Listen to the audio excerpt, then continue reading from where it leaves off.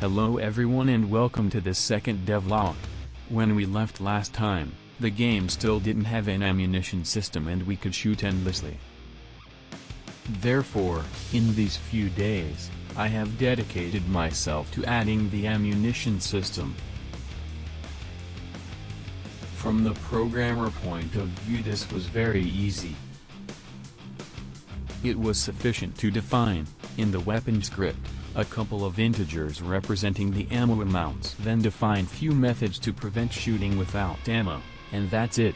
However, this added several layers of complexity. First, it takes a UI widget to display the ammo left, then I had to implement a pickup system to refill the ammo amount. Moreover, I needed some 3D models to represent my pickups. So I jumped into Blender and modeled a couple placeholders. Speaking about pickups, now there are also these blue pickups that are health pickups. If I walk over it, I regain my life. While they are not the greatest models, I am quite happy with how they look and seen, especially after properly setting up the materials. However, I am not a 3D modeler, I am a programmer, and I will probably have to remodel all these assets from scratch or buy some suitable assets. Of course, I need to choose a style first. Moreover, I'm not even sure about the sci-fi setting anymore. At the moment I am evaluating other settings for this game. Even though I won't use those assets in the final game, I don't think it was a waste of time working on them in Blender. 3D modeling is always a good exercise. I also wanted to add another weapon to my roster. So I added a projectile weapon. When compared to a raycast weapon, the projectile weapon is more complex to deal with. In fact, to shoot with the raycast weapon, it is sufficient to cast a ray from the camera in the forward direction and it will hit exactly at the crosshair.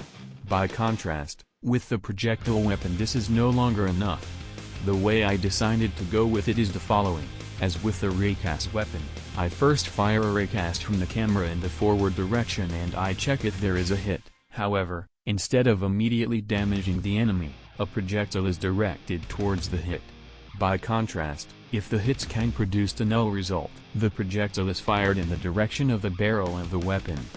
Unfortunately, in this way, the direction of the projectile is bent compared with the weapon barrel. However, if the weapon is approximately pointing to the center of the screen, it is nearly impossible to notice the discrepancy. As a final touch, if you compare the shot with the rifle between this devlog and the previous one, you can see that the muzzle flash is significantly improved. To do so, I followed a YouTube tutorial which is linked in the description. It is very well done and I recommend it. The author also has an asset store page with nice paid assets and looks like an expert in visual effects. That's it for this video. I really appreciate the comments. See you in the next devlog.